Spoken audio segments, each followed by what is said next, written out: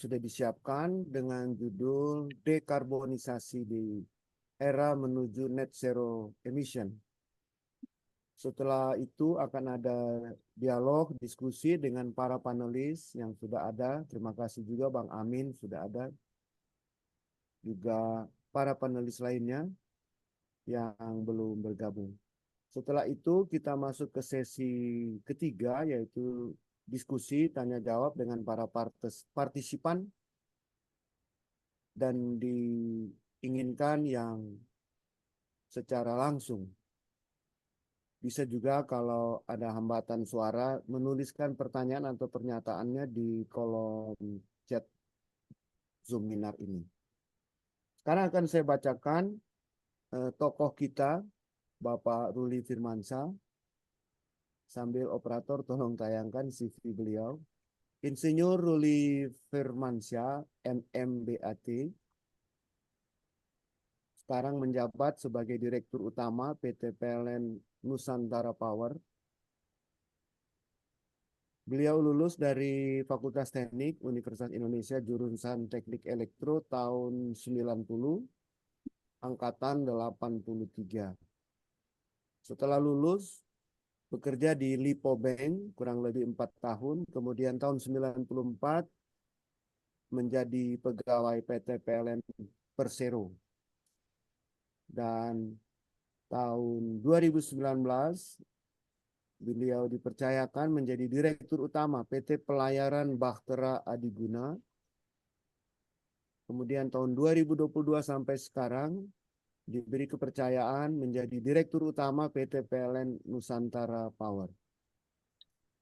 Pengalaman kerja di PT PLN sebelum menjadi Dirut Direktur Utama, pernah menjadi Eksekutif Vice President Pengembangan Regional Kalimantan. Sebelumnya lagi Eksekutif Vice President Operasi Regional Kalimantan. General Manager Unit Pembangkit Jawa Bali, itu tahun 2015. General Manager UIK Sumatera Bagian Selatan. Itulah gambaran singkat tentang narasumber kita. Tapi ada satu hal yang tidak tertulis, mungkin tapi pasti diakui nih sama Pak Ruli. Beliau juga adalah pendekar Merpati Putih nih, saya tahu. Betul ya Pak ya? Ya, dulu masih SMA, masa kuliah. Soalnya aku pernah melihat beliau melatih junior-junior di samping Balairung tuh, melatih Merpati Putih. Jadi sekarang kita akan masuk saja langsung ke sesi presentasi yang akan dipandu oleh sahabat saya Eka Devira Putra. Silakan Eka. Ya, terima kasih Bang Adi. Yuk. Selamat siang Bapak-Bapak semua. Selamat siang Pak Ruli. Selamat siang. Ya, kita siap untuk sesi pertama Pak Ruli ya. Sesi pertama adalah paparan dari Bapak Ruli. Silakan dimulai Pak Ruli. Oke, terima kasih Pak Eka. Bismillahirrahmanirrahim. Assalamualaikum warahmatullahi wabarakatuh. Waalaikumsalam warahmatullahi wabarakatuh. Selamat siang, salam sejahtera bagi kita semua. Shalom, Om Swastiastu, Namo Buddhaya, salam kebajikan. Yang terhormat teman-teman saya, sahabat-sahabat saya, alumni Kagatrik UI. Di sini saya lihat ada Pak Adi Melwan. Terima kasih Pak Adi. Ada Pak Amin Raharjo. Ada Pak Tagor, rekan saya di PLN, Tagor Sejabat, Pak Astrid, dan teman-teman yang lain yang mohon maaf tidak bisa saya sebutkan satu persatu. Pertama-tama, mari kita panjatkan puji dan syukur kehadirat Allah Subhanahu wa Ta'ala atas perkenaan, rahmat, dan hidayahnya. Kita semua bisa berkumpul walaupun lewat Zoom online hari ini dalam acara webinar dengan tema dekarbonisasi era net zero emission di lingkungan PLN Nusantara Power. Acara ini merupakan langkah nyata bagi kita untuk berkontribusi dalam menciptakan lingkungan yang lebih bersih dan berkelanjutan. sejalan dengan upaya global mencapai net zero emission. Dekarbonisasi di sektor energi, khususnya dalam operasional PLN Nusantara Power, menjadi tantangan dan peluang besar bagi kita semua. Dengan berbagai inovasi dan teknologi yang terus berkembang, kita memiliki kesempatan untuk membawa perubahan signifikan dalam menurunkan emisi karbon sekaligus mendukung ketahanan nasional. Untuk menjelaskan terkait dengan dekarbonisasi ini, kami akan menjelaskan dalam beberapa tahap. Di antaranya, pertama adalah profil perusahaan dari PLN Nusantara Power itu sendiri.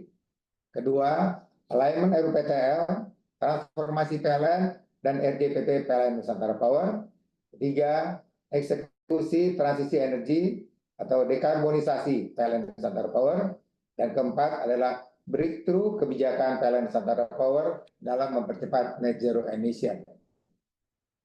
Oke. Pendirian dan status perusahaan. PLN Nusantara Power didirikan pada tahun 1995 dengan nama PT Pembangkitan Jawa Bali. Lalu di tahun 2021 berganti nama menjadi PLN Nusantara Power sebagai subholding dari PLN Persero. Awalnya PJB hanya sebagai OEM company. Saat itu kita hanya memiliki aset sekitar 7 gigawatt setara dengan 150 triliun. Saat ini kami berubah menjadi subholding dengan aset mendekati di wave 2 ini sekitar 18-19 gigawatt atau sekitar 300 triliun, dan di akhir wave 3 nanti akan bertambah menjadi 23 gigawatt. Kemudian kapasitas dan jenis pembangkit tadi saya sebutkan, di akhir wave 2 di akhir wave 3 nanti total kapasitas pembangkit kita di 29,6 gigawatt yang terdiri dari berbagai jenis pembangkit seperti pembangkit batubara, hidro, gas, diesel, dan panel surya. Solusi end-to-end. Perusahaan menawarkan solusi lengkap untuk pembangkitan listrik, mencakup seluruh proses dari EPC, supply chain management, hingga UNM berbagai jenis pembangkit listrik. Saat ini total kapasitas terpasang lebih dari 29,6 gigawatt, diantaranya 23,7 gigawatt di bawah kepemilikan penuh Nusantara Power. Dan ada 5,9 gigawatt dalam kepemilikan bersama dengan pihak-pihak swasta atau dengan mitra-mitra IPP kita. PLN Nusantara Power memiliki kapasitas lebih dari 2 giga energi hijau, di mana 1,86 giga adalah pembangkit listrik bertenaga air atau hidro, dan saat ini sudah beroperasi 193 megawatt peak atau 146 megawatt AC dari panel surya, yaitu panel surya terapung yang ada di Cirata. Proyek dan rantai pasok. Perusahaan terlibat dalam lebih dari 100 proyek setiap tahunnya yang mencakup MRO, maintenance, repair, dan overhaul, RLA, remaining life assessment, dan EAM atau Enterprise Asset Management. Mereka juga memiliki lebih dari 500 mitra produsen, lebih dari 46 pelanggan suku cadang, dan telah menyelesaikan lebih dari 250 pekerjaan EPC. Saat ini PLN Nusantara Power memiliki lebih dari 10.000 karyawan dan lebih dari 3.000 insinyur insinyur yang bersertifikat, yang menunjukkan komitmen mereka terhadap kualitas dan keahlian. Untuk jumlah pembangkit, perusahaan juga mengoperasikan lebih dari 400 unit pembangkit listrik yang mencakup dari berbagai teknologi dan jenis pembangkit. Peta portofolio pembangkit listrik. Di slide ini menampilkan peta Indonesia dengan titik-titik lokasi pembangkit listrik PLN Nusantara Power yang menunjukkan berbagai jenis sumber energi yang digunakan. Di sini ada diesel yang kita tarik dengan warna hijau muda, hidro warna hijau, batu bara warna abu-abu, solar PV berwarna kuning, gas biru tua, dan wind berwarna abu muda. Hal ini menggambarkan diversifikasi jenis pembangkit yang tersebar di berbagai wilayah Indonesia yang menunjukkan komitmen PLN Nusantara Power dalam mengoptimalkan berbagai sumber daya energi untuk menyediakan listrik. Lanjut.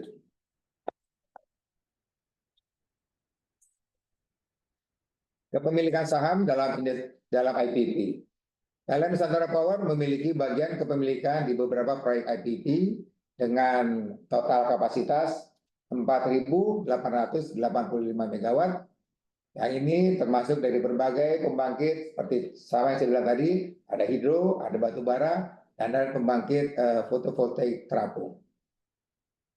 Adapun contoh proyek IPP yang dimiliki bersama antara lain kita memiliki saham di Asahan 2 kali 90 MW dengan kepemilikan saham 36,61%.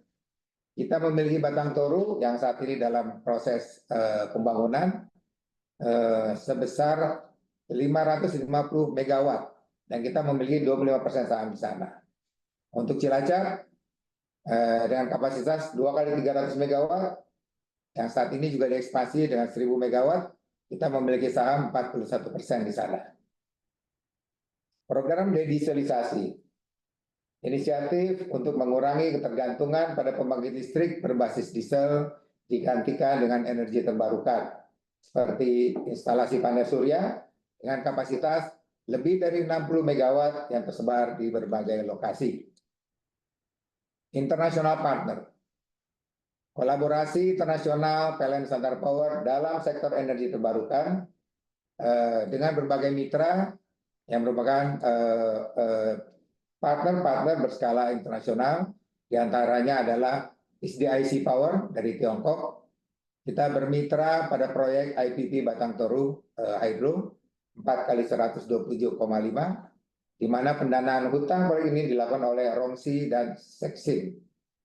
SDIC Power berada di peringkat 297 dalam data Fortune China 500. Kemudian CHN Energy Tiongkok terlibat dalam beberapa proyek, diantaranya IPP Jawa 7, perusahaan OEM di Jawa 7, dan Karangkates Floating 100 MW. Posisi saat ini CHN ada di 76 di Fortune Global 500. Lalu juga dengan China Huadian Corporation, kita bermitra di IPP Asahan 1, 2 kali 90 MW. Lalu dengan Total Eren Prancis, terlibat dalam proyek IPP Tanah Laut Wind Power sebesar 70 MW. Juga dengan Komipo Korea Selatan, bermitra dalam proyek OEM Joint Venture Company yang mengoperasikan Tanjung Jati B 3 dan 4 sebesar 2 kali 660 MW. Juga dengan Masdar dari Uni Emirat Arab, kita bekerja sama di IPP Cirata Floating Solar Panel dengan kapasitas 145 MW AC, dan IB Vogt Jerman terlibat dalam program dedieselisasi kurang lebih 60 MW peak, juga dengan Sembcorp Singapura bermitra pada proyek IPP IKN Solar PV 50 MW. Hal ini menunjukkan bahwa Nusantara Power bekerja sama dengan berbagai mitra internasional yang memiliki reputasi global dalam pengembangan proyek energi terbarukan. Kolaborasi ini tidak hanya memperkuat kemampuan perusahaan dalam teknologi dan pendanaan, tapi juga mempercepat transisi menuju energi bersih dan terbarukan di Indonesia. Di outline slide ke-6 ini, outline kedua yaitu alignment RUPTL, transformasi PLN, dan RJPP PLN Nusantara Power. Akan kita bahas bagaimana rencana usaha penyediaan tenaga listrik PLN selaras dengan visi transisi energi nasional, termasuk transformasi besar-besaran yang dilakukan oleh PLN dan PLN Nusantara Power. RUPTL telah menetapkan arah dan peningkatan penggunaan energi baru dan terbarukan dalam bauran energi. Pembahasan akan mencakup bagaimana Nusantara Power mengintegrasikan RUPTL dengan rencana jangka panjang perusahaan untuk memperkuat komitmen dekarbonisasi. Upaya dan rencana Nusantara Power untuk mendukung komitmen PLN dalam mencapai net zero emission di tahun 2060 dengan fokus pada pengurangan emisi karbon di sektor ketenaga listrikan. Berikut adalah penjelasan detail untuk memberikan gambaran bagaimana kontribusi kami dalam net zero emission. Pertama adalah proyek emisi CO2 sektor ketenaga listrikan. Di dalam grafik sebelah kiri memperlihatkan dua skenario utama. Garis atas menggambarkan jalur emisi business as usual yang menunjukkan peningkatan emisi CO2 hingga 1.057 juta ton per tahun di tahun 2060 jika kita tidak melakukan perubahan kebijakan atau inisiatif-inisiatif baru. Sebaliknya, garis bawah menggambarkan skenario Accelerated Renewable Energy Development atau ARED yang dirancang untuk mencapai pengurangan emisi secara signifikan melalui percepatan pengembangan energi terbarukan dan teknologi penangkapan karbon. Dalam skenario ini, emisi CO2 diproyeksikan turun secara bertahap hingga mencapai 0 juta ton pada tahun 2060. Pembagian kapasitas berdasarkan teknologi untuk skenario net zero. Diagram batang di sebelah kanan menunjukkan bagaimana komposisi kapasitas energi listrik akan berubah dari tahun 2020 hingga 2060. Pada tahun 2020, energi listrik sebagian besar berasal dari batu bara, yaitu sebesar 51%, dan gas 30%. Dengan kontribusi energi terbarukan yang masih relatif rendah. Namun, seiring dengan transisi, pangsa energi terbarukan meningkat secara bertahap. Pada tahun 2060, energi terbarukan seperti tenaga surya dan angin diharapkan akan menyumbang sekitar 61% dari total kapasitas. Selain itu, teknologi baru seperti penangkapan dan penyimpanan karbon atau CCS, serta peningkatan efisiensi dalam pembangkit energi berbasis gas akan membantu mencapai target dekarbonisasi. Peningkatan penggunaan gas akan mencakup co-firing dengan hidrogen hingga 75% di tahun 2060. Sementara pembangkit batu bara akan menggunakan CCS dengan co-firing biomasa hingga 30%. Kebutuhan investasi dan infrastruktur untuk mencapai target. Untuk mencapai target net zero emissions diperlukan investasi total sekitar 700 miliar US dollar. Investasi ini akan digunakan untuk mempercepat pembangunan infrastruktur energi terbarukan, peningkatan teknologi pembangkit listrik, dan penerapan teknologi penangkapan karbon. Diharapkan kapasitas energi terbarukan akan mencapai sekitar 480 gigawatt pada tahun 2060. Ini sudah termasuk tenaga surya, angin, dan sumber energi baru terbarukan lainnya yang lebih ramah lingkungan. Kebutuhan teknologi carbon capture, utilization, dan storage, yaitu sekitar 19 gigawatt kapasitas dari pembangkit listrik tenaga batubara dan gas akan dilengkapi dengan teknologi CCUS untuk menangkap dan menyimpan emisi karbon, sehingga membantu dari sektor ketenaga listrikan. Teknologi ini penting untuk menangani emisi dari pembangkit yang tidak sepenuhnya dapat digantikan oleh energi terbarukan dalam jangka pendek. Target nol emisi di tahun 2060. Dengan rencana ini, PLN Nusantara Power tidak hanya berkomitmen untuk mengurangi emisi karbon, tapi juga berusaha mencapai nol emisi bersih pada tahun 2060. Langkah-langkah ini merupakan bagian dari strategi yang lebih besar untuk memastikan ketahanan energi yang berkelanjutan dan ramah lingkungan di Indonesia.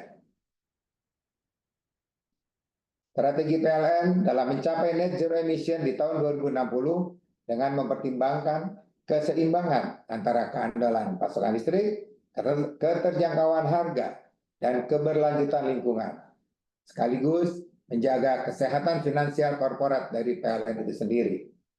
Berikut adalah penjelasan rinci mengenai elemen-elemen yang ditampilkan pada slide ini. 1. Keandalan pasokan listrik. Keandalan pasokan adalah salah satu prioritas utama yang mencakup upaya untuk memenuhi kebutuhan beban listrik secara konsisten dan menjaga kualitas pasokan. Adapun indikator keandalan ini sering diukur dengan SAIDI dan SAIFI. yang bertujuan untuk terus meningkat sehingga gangguan pasokan listrik dapat diminimalisir. PLN Nusantara Power berkomitmen untuk memastikan pasokan listrik tetap stabil dan berkualitas meskipun ada pergeseran menuju penggunaan energi terbarukan. Kemudian harga terjangkau. Salah satu tantangan dalam transisi energi adalah menjaga harga listrik tetap terjangkau bagi konsumen.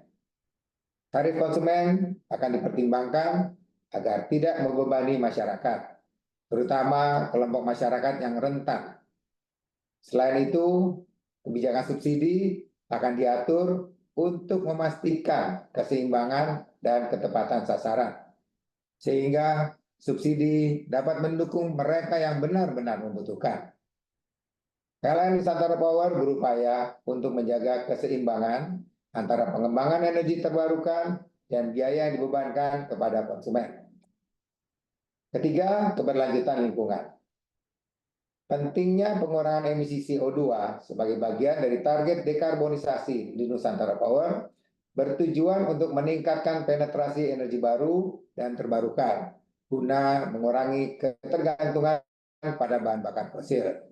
Meningkatkan kapasitas pembangkit EBT merupakan langkah kunci untuk mencapai target pengurangan emisi karbon dan mendukung keberlanjutan lingkungan secara jangka panjang. Kemudian kesehatan finansial korporat PLN. Di tengah upaya untuk mencapai keandalan pasokan, harga terjangkau, dan keberlanjutan lingkungan, PLN juga harus menjaga kesehatan finansialnya.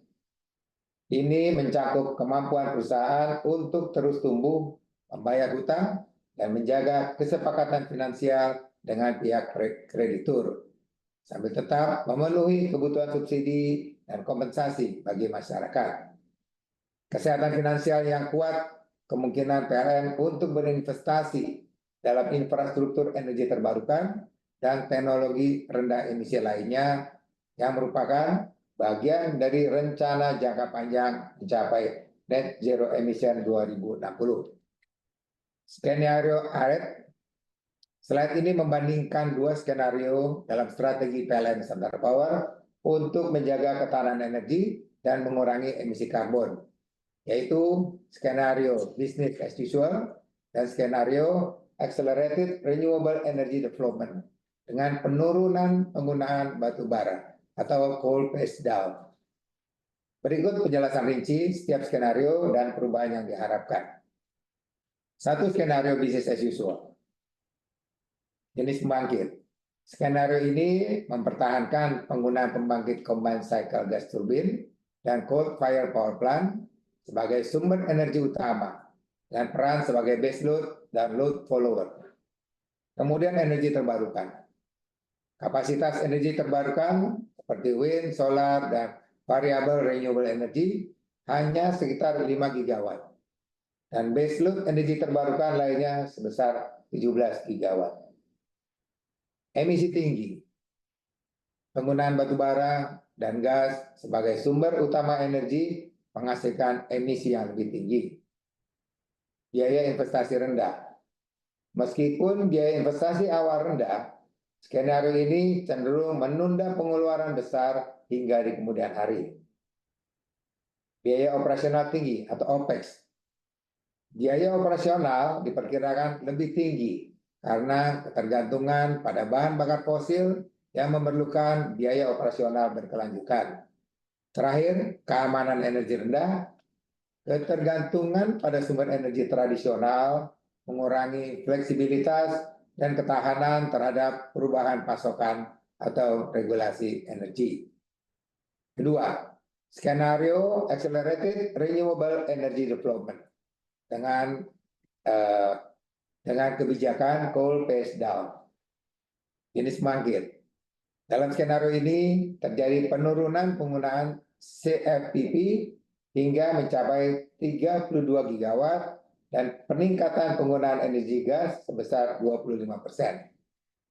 Untuk peningkatan energi terbarukan akan ditingkatkan hingga mencapai 75% dari kapasitas tambahan yang dibutuhkan, dengan wind and solar mencapai sekitar 42 gigawatt dan renewable energy baseload sekitar 33 gigawatt.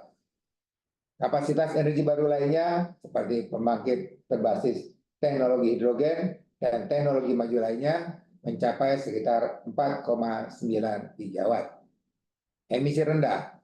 Skenario ini bertujuan untuk mengurangi emisi secara signifikan dengan beralih dari batu bara ke energi terbarukan dan teknologi rendah emisi lainnya. Biaya investasi tinggi. Meskipun memerlukan investasi awal yang tinggi, sebagian besar biaya sudah dikeluarkan di awal untuk membangun infrastruktur energi terbarukan. Lalu, biaya operasional rendah. Setelah investasi awal, biaya operasional lebih rendah karena energi terbarukan memiliki biaya pemeliharaan yang relatif lebih murah dibandingkan bahan bakar fosil. Keamanan energi tinggi. Mengandalkan sumber energi terbarukan yang lebih beragam dan ramah lingkungan, meningkatkan ketahanan energi, dan mengurangi risiko ketergantungan pada bahan bakar fosil. Selanjutnya, memanfaatkan kemajuan teknologi sebagai kunci untuk mencapai target emisi nol bersih di tahun 2060. Fokus utama adalah pada inovasi teknologi dan pengembangan infrastruktur yang mendukung transisi ke energi terbarukan, serta dekarbonisasi sektor ketenaga listrikan. Berikut adalah rincian dari poin-poin utama pada slide ini. Pertama adalah teknologi RE terbaru, seperti pump hydro storage, di mana teknologi ini digunakan sebagai baseload energi terbarukan. Berfungsi menyimpan energi dalam jumlah besar untuk digunakan saat permintaan tinggi, atau ketika sumber energi terbarukan lainnya tidak tersedia. Lalu PLTS terapung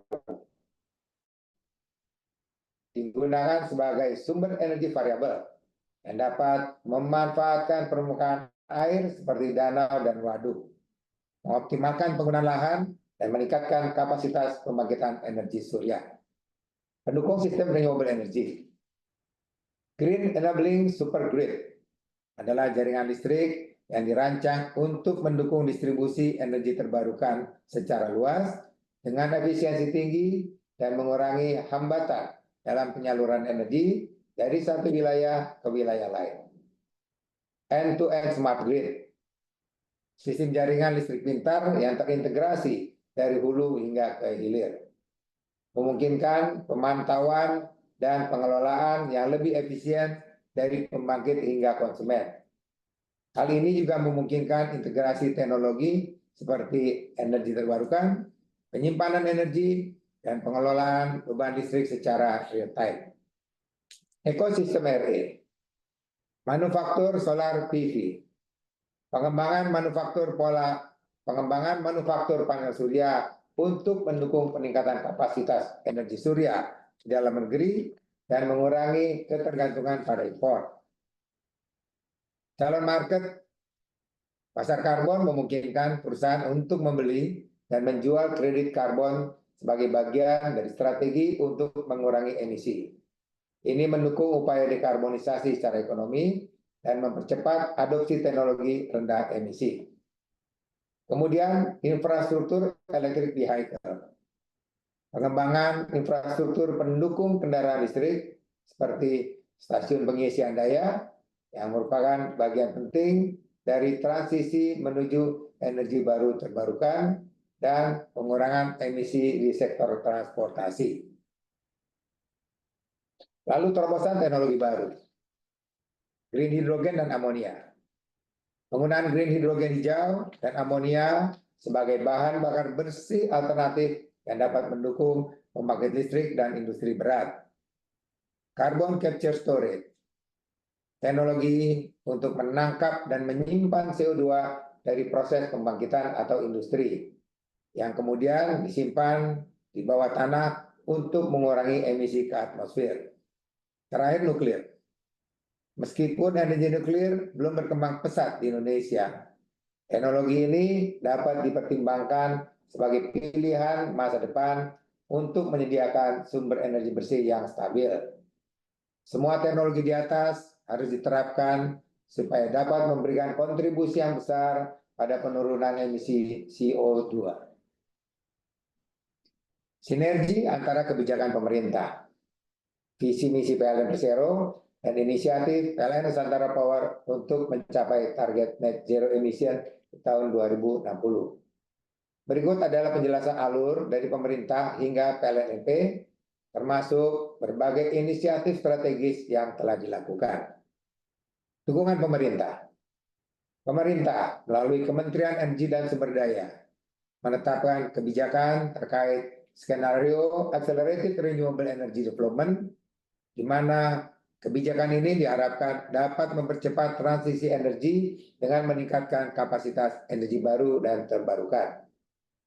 Kemudian, skenario ini diterjemahkan dalam Rencana Umum Ketenaga Listrikan Nasional atau RUKN, dan kemudian dioperasikan dalam Rencana Usaha Penyediaan Tenaga Listrik atau RUPTL untuk periode 2024-2033. RUPTL ini berfungsi sebagai peta jalan untuk pengembangan infrastruktur energi listrik di Indonesia. Visi dan misi PLN Persero. Visi PLN adalah menjadi perusahaan global dalam daftar Top 500 dan menjadi pilihan utama pelanggan untuk solusi energi. Untuk mencapai visi tersebut, PLN berfokus pada inovasi dan transformasi dalam pengelolaan energi. Misi untuk mencapai net zero emission moonshot. PLN menetapkan inisiatif net zero emission moonshot yang bertujuan untuk memimpin transisi energi Indonesia menuju ekonomi hijau yang terintegrasi dengan pembangunan kawasan. Ini mencakup langkah-langkah untuk mempercepat pengembangan EBT dan pengurangan emisi karbon. 3 adalah inisiatif strategis PLN Nusantara Power. PLN Nusantara Power berperan aktif dalam mendukung visi PLN dengan menerapkan strategi Corporate Transformation 2.0 untuk periode 2024-2028 yang mencakup 11 inisiatif strategis dalam 3 pilar moonshot yang akan didukung oleh program Launchpad Moonshot. Pemanfaatan EBT mencapai tambahan kapasitas 75% EBT dan 25% hingga 2040 dengan menekankan peningkatan penggunaan energi terbarukan. Green Emerging Technology. Mengeksplorasi teknologi baru seperti penyimpanan energi, carbon capture, utilization and storage, co-firing hidrogen dan amonia, serta opsi energi rendah karbon lainnya, termasuk energi nuklir. Bapak dan Ibu, teman-teman semua, peta ini menunjukkan distribusi penugasan PLN Nusantara Power dari RUPTL 2021-2030 di seluruh Indonesia. Jadi ini RUPTL lama, bukan RUPTL baru ya. RUPTL baru masih di SDM, kita masih menunggu approval-nya, yang itu akan berakhir di 2040 nanti. Peta tersebut akan menampilkan berbagai proyek pembangkit listrik yang direncanakan, termasuk jenis energi yang digunakan dan kapasitas dari masing-masing pembangkit. Berikut adalah penjelasan rinci dari proyek tersebut. Jumlah dan jenis proyek. PLN Nusantara Power ditugaskan untuk mengerjakan total 133 proyek dengan kapasitas total sekitar 6,3 gigawatt. Ini RUPTL sampai 2030. Berbagai jenis pembangkit listrik yang direncanakan mencakup energi terbarukan seperti solar PV, hydro, wind power, biofuel, serta energi fosil seperti gas fire dan coal fire. Diagram donat di sisi kanan menunjukkan pembagian kapasitas berdasarkan jenis energi. Misalnya, solar PV menyumbang sekitar 2,962 gigawatt, hydropower sekitar 1.300 gigawatt, gas fire sekitar 883 megawatt, dan jenis energi lainnya seperti wind power, biofuel, sumber energi terbarukan, dan lain-lain. Distribusi geografis proyek. Proyek tersebar di seluruh wilayah Indonesia dengan ukuran lingkaran pada peta menunjukkan kapasitas proyek. Lingkaran besar menandakan proyek dengan kapasitas lebih dari 100 MW. Lingkaran sedang menunjukkan proyek dengan kapasitas antara 10 sampai 99 MW dan lingkaran kecil menunjukkan proyek dengan kapasitas di bawah 10 MW. Contoh proyek-proyek besar. Upper Cisokan Hydro Pump Storage Jawa Barat dengan kapasitas 1040 MW. Solar PV yang tersebar di berbagai lokasi dengan total kapasitas besar sebesar 290 MW di wilayah yang tidak ditentukan. Jadi ini tersebar, nanti lokasinya tergantung dari penawar atau pengembang. Lokasi di mana dia memiliki akses yang bagus di sana. Beberapa lokasi spesifik dan jenis energi. Di bagian barat Indonesia, seperti Sumatera, Kalimantan, dan Jawa, ada proyek hydropower plant di sesayap Kalimantan Utara dengan kapasitas 500 MW. Ada juga Banten Wind Power dengan kapasitas sebesar 100 MW. Sedangkan di bagian timur Indonesia, yaitu Sulawesi, Maluku, Papua, ada proyek solar PV yang tersebar di berbagai lokasi seperti Fakfak Gas Mesin Power Plant dengan kapasitas 20 MW, Bakaru Hydropower Plant di Sulawesi Selatan dengan kapasitas 144 MW. Peta penugasan ini memperlihatkan upaya kami untuk mendukung kebijakan pemerintah dalam meningkatkan kapasitas energi terbarukan dan memperluas infrastruktur ketenaga listrikan di berbagai wilayah Indonesia. Lanjut. Renewable Energy Power Plant. Aset pembangkit listrik energi terbarukan yang dimiliki oleh PLN Nusantara Power mencakup kapasitas pembangkit tenaga surya dan tenaga air. Berikut adalah penjelasan lebih rinci mengenai aset-aset tersebut. 1. Pembangkit listrik tenaga surya. Total kapasitas tersebar sebesar, PLN Nusantara Power saat ini memiliki pembangkit tenaga surya dengan total kapasitas 145,48 MW. Lokasi dan proyek terkait ada floating solar power plant di Cirata sebesar 145 MW. Solar power plant Cirata selain pembangkit terapung ada juga proyek panel surya darat dengan kapasitas 1 MW. Lalu SPP Bawean yang memiliki kapasitas yang lebih kecil yaitu 480 kW dan berfungsi untuk memenuhi kebutuhan listrik di wilayah kepulauan. 2. Pembangkit listrik tenaga air. Total kapasitas pembangkit listrik tenaga air PLN Nusantara Power sebesar 1.989,3 MW. Yang tersebar salah satunya di Cirata dengan kapasitas 1.008 MW. Kemudian di Brantas dengan kapasitas sebesar 275 MW. Dan di Asahan dengan kapasitas 180 MW. Serta Batang Toru sebesar 510 MW. Juga ada hydro power plant di Ampel Gading dengan kapasitas 10 MW dan Wonorejo dengan kapasitas 6,3 MW. Lanjut. Proyek strategis di PLN Nusantara Power. Proyek-proyek ini mencerminkan komitmen PLN Nusantara Power untuk memperluas kapasitas energi terbarukan dengan memanfaatkan sumber daya lokal seperti tenaga air dan surya, serta tenaga angin.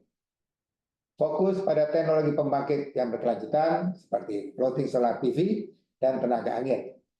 Menunjukkan komitmen perusahaan untuk mendukung target dekarbonisasi dan akan mencapai net zero emission di tahun 2060. Kolaborasi dengan mitra internasional terkemuka juga membantu dalam transfer teknologi dan pengetahuan untuk meningkatkan kualitas dan efisiensi proyek energi terbarukan di Indonesia. Proyek-proyek energi terbarukan yang sedang berlangsung dan direncanakan oleh PLN Nusantara Power bersama dengan mitra strategis serta nilai investasi yang terlibat. Berikut adalah penjelasannya. 1. Batang Toru Hydro Power Plant sebesar 510 MW. Lokasi di Sumatera Utara akan komersial diharapkan di awal tahun 2026 dengan investasi 1.668 miliar US dollar. Kemudian IKN Solar PV 50 MW, lokasi di Ibu Kota Negara, IKN Kalimantan, COD di tahun 2024 dengan investasi 64 juta US dollar. Dengan mitra Sembcorp dari Singapura. Lalu Tembesi Floating Power Voltage 35 MW. Lokasi di Tembesi Reservoir di Batam. Diharapkan COD di tahun 2024 ini dengan nilai investasi 31 juta US dollar. Mitranya dengan TBS, Toba Bara apa? Semesta ya.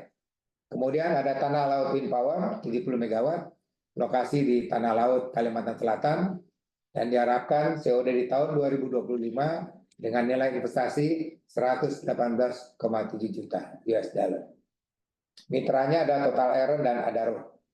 Lalu ada Cirata Floating PV 145 MW, dan Karangkates Floating PV 100 MW, yang diharapkan COD di tahun 2025 dengan nilai investasi 92 juta US dollar dengan mitra GD Power Development Co Limited. Lanjut, joint collaboration.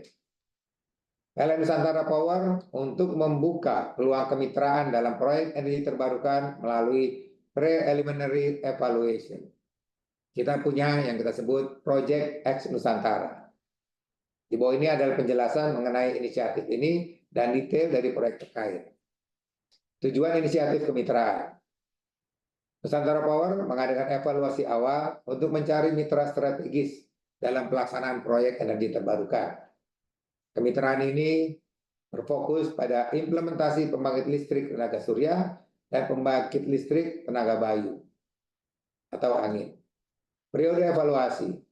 Evaluasi berlangsung dari 23 September hingga 25 Oktober 2024, di mana perusahaan yang berminat dapat mendaftarkan diri melalui platform yang telah disediakan.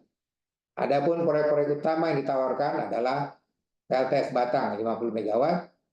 Ini 7 proyek ini ada 7 proyek PLTS tersebar ya. PLTS Batang 50 MW, PLTS Pemalang 50 MW, PLTS Ngawi 50 MW, PLTS Bojonegoro 50 MW, PLTS Sumeneb 1 50 MW, PLTS Sumeneb 2 50 MW, dan PLTS Paiton sebesar 50 MW. Opsi wajib tambahan. Selain proyek utama, ada juga opsi wajib tambahan yang sedang diproses oleh PLN.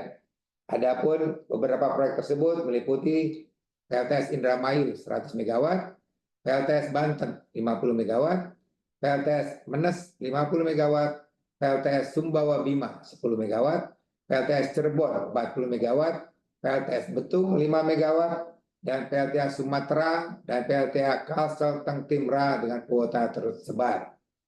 Kemudian ada proyek lain yang sedang dikembangkan. Terdapat beberapa proyek tenaga bayu lainnya yang sedang dikembangkan, termasuk ada di Aceh sebesar 55 MW, Banten 100 MW, Samas 100 MW, dan PLTB Jamali sebesar 550 MW. Terutama tersebar di pantai selatan Jawa dan pantai barat Sumatera. Oke.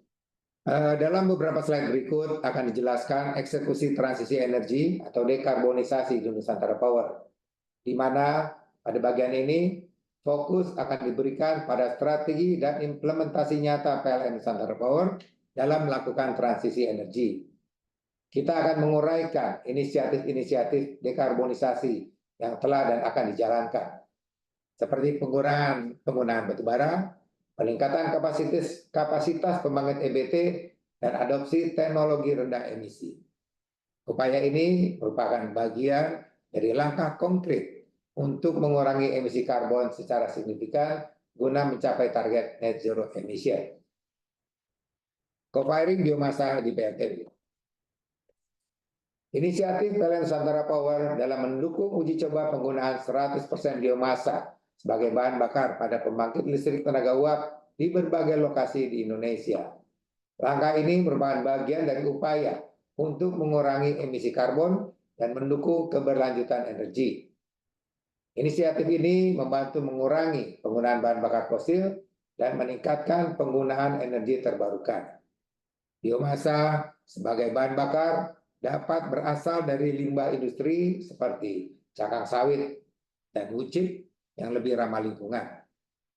Selain mengurangi emisi karbon, uji coba ini juga diharapkan dapat mendorong pengembangan ekonomi lokal melalui penggunaan bahan bakar yang disuplai oleh UMKM di sekitar lokasi PLTU. Setiap PLTU memiliki hasil pengujian yang bervariasi, tergantung pada jenis biomasa yang digunakan dan jenis boiler yang digunakan. Pengujian net plant head rate dan BPP project memberikan gambaran tentang efisiensi pembangkit dan biaya produksi listrik ketika menggunakan biomasa. Daftar PLTU dan detail uji coba. PLTU Tembilahan menggunakan biomasa cangkang sawit yang diuji coba pada tanggal 12 sampai 15 Juni 2022 menggunakan stoker boiler. Presentasi pengujian dari 25, 50, 75 hingga 100% biomasa. Net plant head rate-nya berkisar antara 5.300 hingga 3.205. Dengan biaya pokok produksi di antara 903 hingga 807 rupiah per kWh. Lalu ada juga PLTU Bolok yang diuji coba di 22 sampai 25 Oktober 2022 dengan boiler tipe CFB dengan head rate 4.677 hingga 5.376 dan BPP-nya 1.080 hingga 1.048 rupiah per kWh. Lalu ada PLTU Bangka menggunakan biomasa cangkang sawit dengan uji coba di tanggal 22 hingga 26 Oktober dengan menggunakan boiler tipe CFB. Net plant head rate-nya di kisaran 4.247 hingga 4.159 dengan BPP uji 615 hingga 581 rupiah per kWh. Lalu ada PLTU Pelang Pisau di Kalimantan Tengah. Diuji biomasa di tanggal 20 sampai 25 Mei 2023 dengan boiler tipe CFB dan net plant head rate-nya di angka 3.148 hingga 3.728 dengan BPP 573 hingga 648 rupiah per kWh. Ada juga PLTU Eropa di NTT menggunakan cangkang kemiri yang diuji coba di tanggal 22 hingga 26 Mei 2023 dengan boiler tipe stoker. Net plant head rate-nya di angka 4.308 hingga 4.747 dengan BPP uji coba di angka 724 hingga 1.030 rupiah per kWh. Ada juga PLTU Kendari yang diuji coba 12 hingga 15 Agustus 2024 dengan boiler tipe stoker dengan head rate 4.773 hingga 12.627 dengan BPP 1.167 hingga 1.949. PLTS Cirata. PLN Nusantara Power berperan aktif dalam proyek-proyek energi terbarukan yang berdampak signifikan terhadap pengurangan emisi dan pemberdayaan ekonomi lokal. Proyek PLTS Terapung Cirata merupakan tonggak penting dalam transisi energi Indonesia dan komitmen untuk mencapai keberlanjutan lingkungan. Kapasitas proyek ini adalah 192 MW peak yang menjadikan PLTS terapung terbesar di Asia Tenggara dan PLTS terapung nomor 3 terbesar di dunia. Lokasi dibangun di atas Danau Cirata dengan lahan seluas 200 hektar atau sekitar 5% dari luasan genangan air, yang mana lokasi ini memungkinkan optimalisasi ruang dan pemanfaatan lahan air untuk pembangkit energi terbarukan. Proyek ini diperkirakan dapat mengurangi emisi karbon sebesar 214.000 ton CO2 per tahun, sehingga berperan penting dalam mendukung target dekarbonisasi di Indonesia. Selain dampak positif terhadap lingkungan, proyek ini juga memberikan manfaat ekonomi dengan memberdayakan 1.400 tenaga kerja dan mendukung UMKM lokal. Ini mencerminkan upaya untuk tidak hanya mendukung transisi energi, tetapi juga meningkatkan kesejahteraan masyarakat sekitar lokasi proyek. Untuk lokasi proyek PLT Cirata ini, kedepannya akan bisa dikembangkan menjadi 4 kali lipat lagi, karena pemerintah sudah memberikan izin untuk boleh menutup genangan sebesar 20%. Dan sekarang tertutup sekitar 3%-an, jadi akan bisa dikembangkan lagi menjadi 500-600 megawatt peak. Selanjutnya adalah pengembangan PLT Bayu. Kolaborasi PLN Nusantara Power sebagai subholding dari PLN Persero bekerja sama dengan Power China, sebuah perusahaan internasional yang berpengalaman dalam energi terbarukan, khususnya tenaga angin. Tujuan kerjasama ini adalah untuk mengeksplorasi dan mengembangkan potensi energi angin di Indonesia sebagai bagian dari upaya transisi energi menuju penggunaan sumber energi terbarukan. Adapun kita sedang merencanakan mengembangkan PLTB di 3 lokasi, yaitu di Aceh direncanakan sebesar 55 MW, di Banten sekitar 100 MW, dan Sulawesi Selatan sekitar 70 MW. Kemudian rencana pengembangan PLTB offshore di Indonesia. Selain pengembangan PLTB di darat, beberapa rencana untuk mengembangkan PLTB offshore atau lepas pantai di 2 lokasi dengan total kapasitas 300 MW, yaitu PLTB Indian Ocean atau di Banten direncanakan sebesar 200 MW dan PLTB di daerah Laut Banda diperkirakan dengan kapasitas 100 MW. Pengembangan PLTB offshore diharapkan dapat memanfaatkan potensi angin yang lebih stabil di kawasan laut dan meningkatkan kapasitas energi terbarukan di Indonesia. PLTS IKN, komitmen Nusantara Power untuk menyediakan energi hijau di ibu kota negara melalui pembangunan pembangkit listrik tenaga surya dengan kapasitas 50 MW. Proyek ini merupakan bagian dari upaya mendukung transisi energi di Indonesia dengan konsep Smart, Green, and Beautiful untuk menciptakan lingkungan yang berkelanjutan dan efisien. Berikut adalah penjelasannya.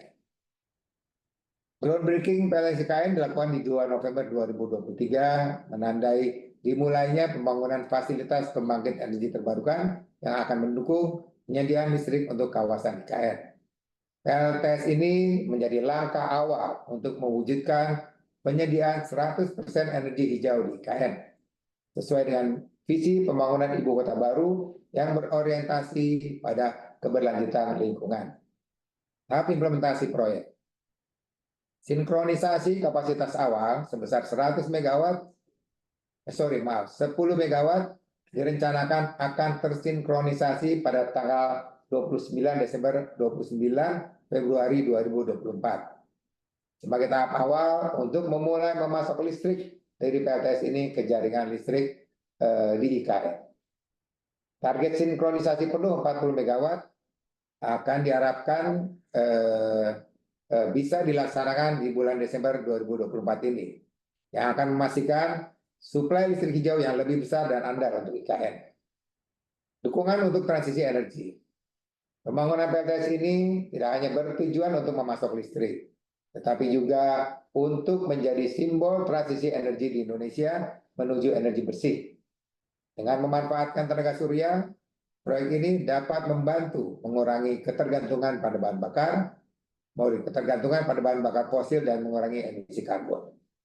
Konsep Smart, Green and Beautiful mencerminkan upaya untuk membangun infrastruktur listrik yang lebih canggih, ramah lingkungan, dan mendukung estetika kawasan IKN sebagai ibu kota masa depan. Beberapa kerjasama strategis yang dilakukan oleh Nusantara Power dengan berbagai stakeholders di acara COP28 yang diadakan di Dubai di Desember 2023. Berikut ada rincian dari berbagai MOU yang telah kami tanda tangani. Pemanfaatan faba sebagai material penetralisir air asam tambang. Itu kerjasama ini melibatkan Nusantara Power dan PLTU Bukitasan. Kemudian ada penandatanganan LOI untuk PLTS 50 MW di IKN. Para pihak yang terlibat ada PLN Persero, PLN Nusantara Renewables, yang merupakan anak usaha dari PLT PLN Nusantara Power, serta Sembcorp Utilities. Lalu eksplorasi pengembangan bisnis energi untuk pasar internasional dengan Masdar. Kolaborasi ini fokus pada pengembangan bisnis energi di pasar internasional, terutama dalam sektor energi terbarukan. Masdar adalah sebuah perusahaan yang berbasis di Uni Emirat Arab yang akan bekerja sama dengan PLN Nusantara Power untuk memperluas jaringan energi terbarukan dan berinovasi dalam teknologi energi hijau. Lalu kerjasama pengembangan nuklir dengan Korean Nuklir. Penandatanganan MOU ini berfokus pada pengembangan tenaga nuklir. Kolaborasi dengan Korea Nuclear Power Company bertujuan untuk melakukan studi prakelayakan mengenai pengembangan pembangkit listrik tenaga nuklir di Indonesia, termasuk teknologi Small Modular Reactor. Lanjut, hidrogen. PLNNP merupakan pionir dalam implementasi pabrik hidrogen hijau di Indonesia. Berikut adalah poin-poin penting dari slide ini. Green Hydrogen Plant pertama di Indonesia.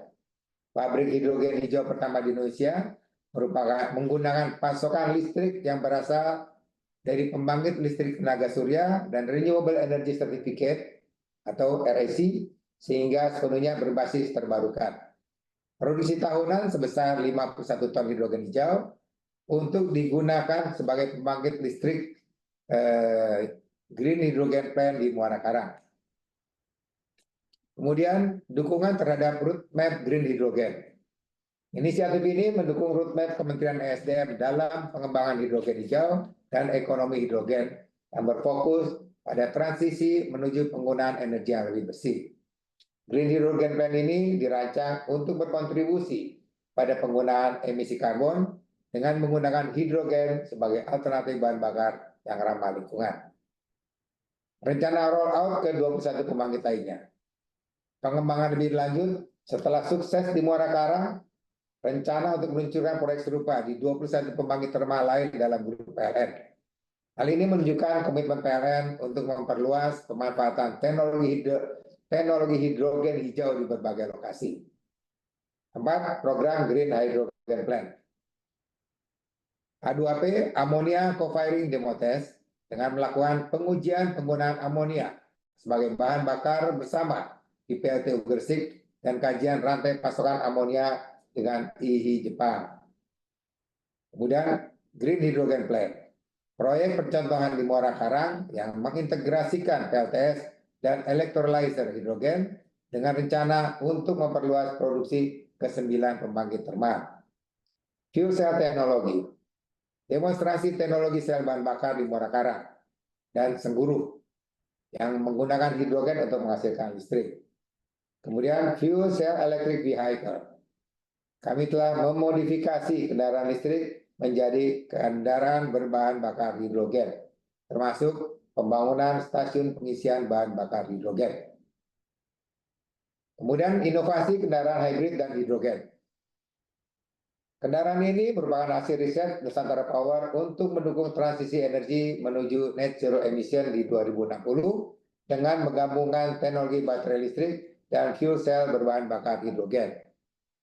Fuel cell electric vehicle menggunakan booster fuel cell yang beroperasi pada tekanan 150 bar dengan kapasitas 38 liter untuk mengisi daya baterai motor listrik berkapasitas 17,3 kWh.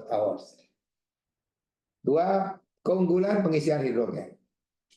Proses pengisian hidrogen hanya memerlukan waktu 5 menit yang sangat cepat dibandingkan dengan waktu pengisian kendaraan listrik konvensional. Setelah pengisian, kendaraan ini mampu menempuh jarak tambahan 70 km dengan total jangkauan hingga 270 km. Jadi kendaraan ini adalah kendaraan hybrid. Hybrid biasanya antara listrik dan fuel, ini hybrid antara listrik dan hidrogen. Jadi dua-duanya hybrid green di sini namanya. Kemudian dukungan terhadap transisi energi. Kehadiran kendaraan hybrid ini menunjukkan komitmen kami untuk terus berinovasi dalam menyediakan energi hijau dan ramah lingkungan. Teknologi ini diharapkan dapat menjadi salah satu solusi dalam upaya mengurangi ketergantungan pada bahan bakar fosil dan menurunkan emisi karbon dalam sektor transportasi. PLTN, rencana integrasi energi nuklir dalam bauran energi PLN. Energi nuklir direncanakan akan menjadi bagian dari bauran energi PLN di tahun 2040 untuk meningkatkan keandalan pasokan energi dan mengurangi emisi karbon. Teknologi yang akan dikembangkan mencakup small modular reactor yang dapat diaplikasikan secara floating atau mengapung di laut, serta micro modular reactor yang berbasis di darat. Kerjasama dengan berbagai pihak dan studi pengembangan nuklir. Dengan Rosatom, berfokus pada pengembangan PLTN dan small modular reactor, kemudian dengan BRIN sebagai pakar dalam teknologi dan studi pengembangan nuklir di Indonesia. Lalu dengan Ultra Safe Nuklir, pengembangan teknologi mikro modular reaktor nuklir, dan KEPCO yang berkontribusi dalam teknologi SMR dan reaktor besar. Juga dengan EDF Prancis, yaitu untuk mengembangkan teknologi reaktor besar. Proyek ini masih dalam berbagai tahap pengembangan, dari yang sudah berjalan hingga masih dalam tahap perencanaan. 3 fokus pengembangan teknologi dan lokasi potensial. Studi pengembangan mencakup eksplorasi lokasi-lokasi potensial di mana teknologi SMR dan WMR dapat diterapkan secara efektif untuk memenuhi kebutuhan energi di berbagai wilayah. Kegiatan diskusi dan riset. Tanggal 16 Oktober 2024, PLN bersama BRIN dan mitra lainnya mengadakan FGD untuk membahas pengembangan reaktor mikro dan penggunaan hidrogen untuk pembangkit listrik. Kemudian selanjutnya dedieselisasi. Program dedieselisasi dilakukan oleh kami dalam rangka mengurangi ketergantungan terhadap pembangkit listrik tenaga diesel, terutama untuk di daerah-daerah terisolir dan terluar. Beberapa program adalah kolaborasi dengan mitra strategis. Kemudian kita juga punya transisi energi terbarukan, di mana PLTD yang sebelumnya menggunakan atau melayani kebutuhan listrik masyarakat di daerah terisolir akan digantikan dengan solusi berbasis energi terbarukan, yaitu PLTS. Proses ini melibatkan penggunaan sistem hybrid, yang mana manfaat dedieselisasi selain mengurangi emisi karbon, yaitu beralih dari diesel ke energi terbarukan, kemudian juga akan menurunkan biaya operasional yang tadinya sangat mahal karena menggunakan fosil dan di daerah yang terluar sekarang menggunakan bahan bakar matahari hybrid dengan diesel. Jadi diesel hanya operasi beberapa jam. Langsung ke BES. Implementasi sistem penyimpanan energi atau Battery Energy Storage System di sistem bawean untuk mendukung transisi energi bersih dan pengurangan penggunaan energi dari pembangkit listrik diesel. Nah, di sini dapat dilihat profil pembangkit di sistem bawean. Di Pulau Bawean, kami memiliki PLTMG sebanyak 3 unit dengan kapasitas masing-masing 1 MW. Juga kami memiliki PLTD 9 unit dengan kapasitas masing-masing antara 200-500 kW dan PLTS sebesar 460 kW peak serta BES dengan kapasitas 1,3 MWh. Kombinasi ini bertujuan untuk memastikan ketersediaan listrik yang handal dan efisien bagi masyarakat di wilayah tersebut. Desain pola operasi. PLTS dan BES kerja secara terintegrasi untuk memenuhi kebutuhan listrik harian. Dengan PLTS menyediakan energi saat siang hari dan BES digunakan untuk menyimpan energi surplus dari PLTS. Adapun grafik operasi menunjukkan pola pengisian, charging dan pengosongan atau discharging untuk mendukung sistem pembangkit listrik di sana. Beberapa pembangkit BES di lokasi lain. Selain Bawean, BES juga diimplementasikan di beberapa lokasi lainnya dengan tujuan yang beragam. BES di Bawean memiliki kapasitas 1,3 MWh yang digunakan sebagai penyimpan energi dari solar PV, lalu BES di Cirata sebagai Green Energy Center dengan kapasitas 450 kWh berfungsi untuk peak shaving dan smoothing dari solar PV sebesar 1 MW. Kita juga punya base di Kepulauan Madura dengan kapasitas 1,3 MWh tersebar di 6 lokasi untuk mendukung energi terbarukan. Lalu ada base juga di PLTA Tulung Agung untuk UP Berantas dengan kapasitas 48 kWh untuk sistem hybrid dan PLTB antara PLTB dan PLTS. Tujuan implementasi base untuk memastikan keandalan pasokan listrik, terutama di wilayah-wilayah yang sebelumnya bergantung pada diesel. Mengoptimalkan penggunaan energi terbarukan dengan menyimpan energi yang dihasilkan pada siang hari untuk digunakan pada malam hari, serta mengurangi emisi karbon dengan menggantikan pembangkit berbahan bakar fosil dengan sistem berbasis energi bersih. Pengembangan teknologi CCS, CCUS, Carbon Capture dan Storage, Carbon Capture, sebagai bagian dari strategi penurunan emisi PLN Nusantara Power. Program ini bertujuan untuk menangkap dan menyimpan emisi CO2 dari unit pembangkit listrik guna mengurangi dampak lingkungan. Berikut adalah poin-poin utamanya. Satu, kerjasama dengan berbagai pihak. Kami bekerjasama dengan beberapa mitra termasuk JERA, GGC, LAP ITB, BRIN, NETCO, GE, dan BP. Kolaborasi ini mencakup studi kelayakan dan pengembangan implementasi CCS CCUS di berbagai pembangkit listrik. Lokasi implementasi CCS CCUS di Indramayu, kemudian di Rembang, Pacitan, Tanjung Awar-Awar, di Kaltim Teluk dan Tanjung Awar-Awar, serta di UP Muara Tawa yang masih dalam proses kajian awal untuk penerapan teknologi CCUS. Nah, slide selanjutnya, carbon trading. Carbon trading di Nusantara Power yang merupakan upaya perusahaan untuk mengurangi emisi karbon melalui perdagangan karbon. Berikut ada poin-poin pentingnya. Sertifikat pengurangan emisi atau SPE pertama di Indonesia. Kami meluncurkan SPE di PLTGU Muara Karang Blok 3 yang merupakan inisiatif pertama di Indonesia. SPE ini memungkinkan perusahaan untuk memperdagangkan pengurangan emisi yang mereka capai melalui peningkatan efisiensi dan teknologi rendah karbon. Proyek terdaftar Muara Karang Combined Cycle Power Plant Blok 3 terdaftar pada tanggal 23 Oktober 2023 dengan volume pengurangan emisi sebesar 921.112 ton CO2. Harga perdagangan karbon untuk proyek ini masih akan ditentukan. Kondisi perdagangan karbon di bulan Mei 2024, tahap pertama menargetkan 500.000 ton CO2 untuk diperdagangkan. Hingga saat ini, sekitar 47.798 ton CO2 telah diperdagangkan dengan nilai total transaksi mencapai sekitar 2 miliar. Langkah-langkah yang dilakukan. Sosialisasi tentang perdagangan karbon melalui IDX Karbon, mengadakan roadshow bersama PLN Holding dan kegiatan sosialisasi perdagangan karbon yang diselenggarakan oleh PLN Nusantara Power. Lanjut, ESG.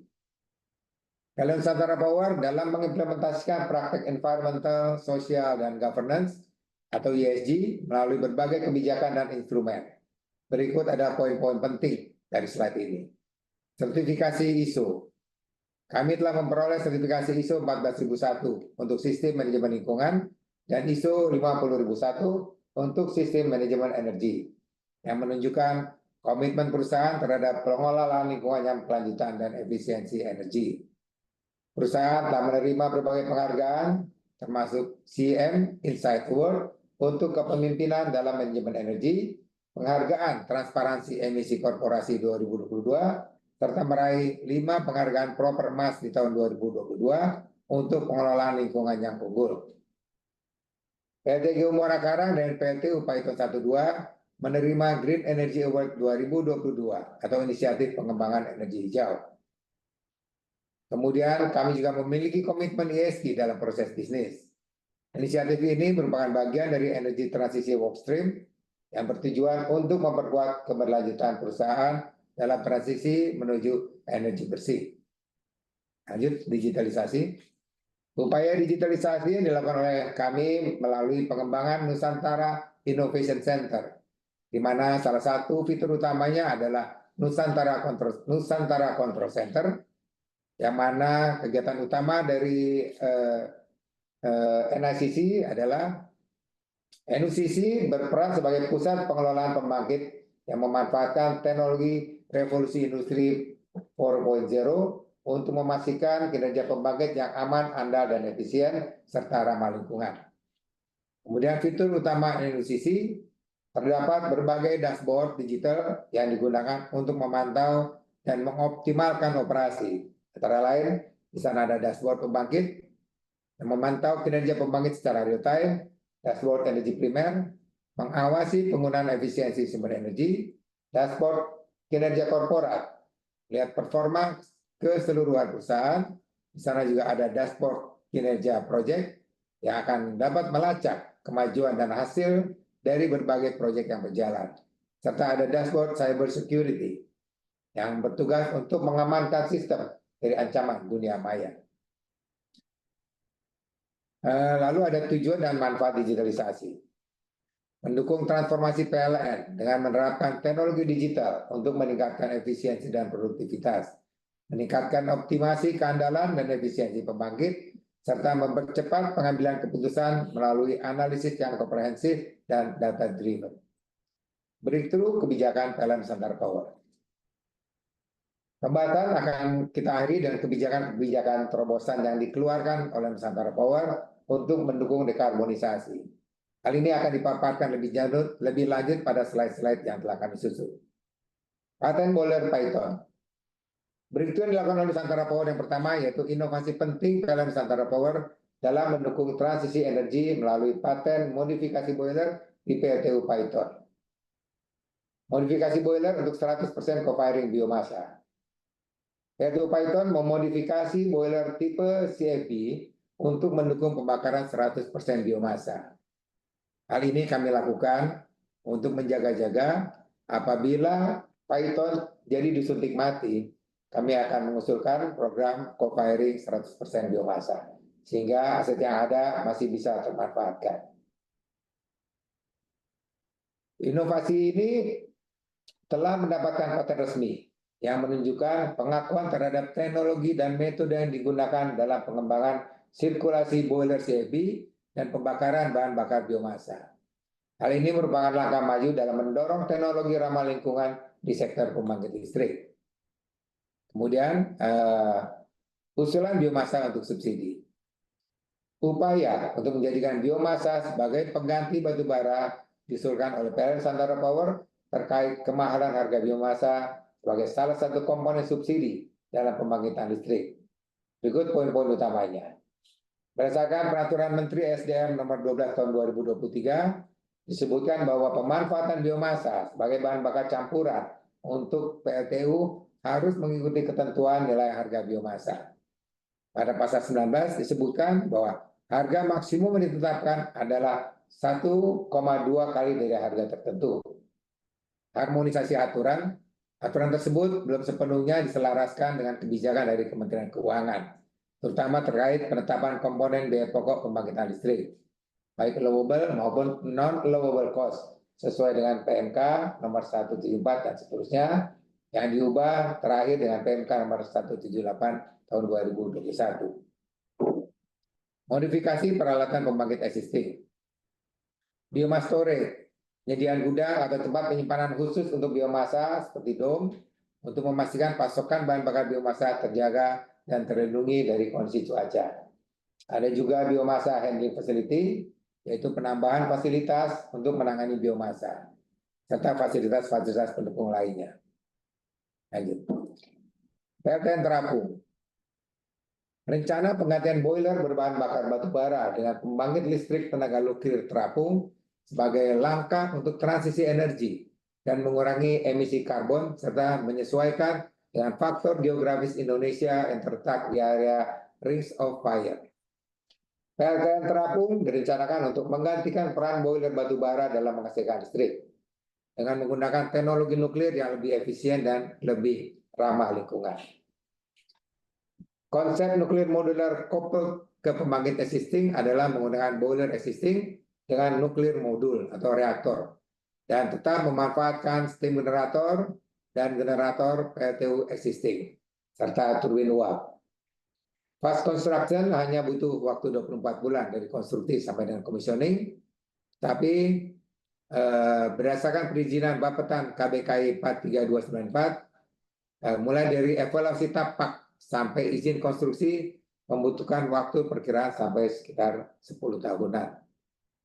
Kemudian aman terhadap gempa karena konstruksi dan susunannya serta cooling system untuk reaktor berada di atas laut. Jadi kalau terjadi gempa, maka moduler itu akan goyang-goyang aja, kita hanya tambatkan aja supaya dia nggak pergi di tengah laut, tapi cukup pasang surut atau naik turun di satu tempat. Kemudian optimasi PLTN ke Python. Nusantara Power memiliki 2 unit PLTU di kawasan Python, di mana kompetisi terjadi antara Python 9 dan Python 12. Di mana data produksi menunjukkan penurunan 4% untuk Python 12 dan kenaikan 27% untuk Python 9. Hal ini berarti Python 12 kalah bersaing atau kalah merit order dengan Python 9 karena dari usia dan dari sizing pembangkitnya. Untuk itu, dalam rangka mendorong net zero emission, maka diperlukan konsep pengganti Python 12 dengan energi alternatif yang bersifat low carbon dan low cost. PLTN modular menjadi teknologi alternatif salah satunya. Lanjut, slide berikutnya adalah optimasi BESS. Inisiatif optimasi BESS penggunaan sistem penyimpanan energi baterai untuk mengurangi ketergantungan pada pembangkit listrik tenaga gas uap dan batu bara di beberapa unit pembangkit PLN Nusantara Power. Berikut adalah slide utamanya. Pemanfaatan pembangkit listrik tenaga uap di sistem kelistrikan Jawa Madura Bali hingga September 2024. Kapasitas daya maksimum neto dari 5 PLTU kami, 5 PLTU yang dimiliki oleh Nusantara Power mencapai hampir 4 gigawatt. Dengan capacity factor sekitar 27, dengan capacity factor atau CF sebesar 71%. Masih ada 0,8 gigawatt energi idle setiap jam yang tidak terpakai. Biaya pokok produksi komponen C per kWh untuk PLTU adalah sebesar Rp595, lebih rendah dibandingkan dengan PLTU yang mencapai Rp3.024 per kWh. Dan pemanfaatan BESS sebesar Rp2.300 per kWh. Hal ini menunjukkan potensi efisiensi biaya energi idle dari PLTU yang dapat dimanfaatkan. Jadi pada saat malam hari, pada saat beban PLTU itu rendah, pada saat malam jam 10 sampai jam 6 pagi, pada saat beban PLTU rendah, maka beban PLTU akan dinaikkan untuk mengisi baterai. Baterai itu akan kita recharging pada saat beban puncak, antara jam 6 sampai jam 10 malam. Jadi yang tadinya menggunakan gas, kita akan ganti dengan menggunakan baterai yang kita simpan dari produksi PLTU di malam hari, yang biayanya masih jauh lebih rendah dari menggunakan bahan bakar gas. Apalagi bila menggunakan bahan bakar gas yang bersumber dari LNG, harganya sudah sangat tinggi. Nanti. Oke, slide 39.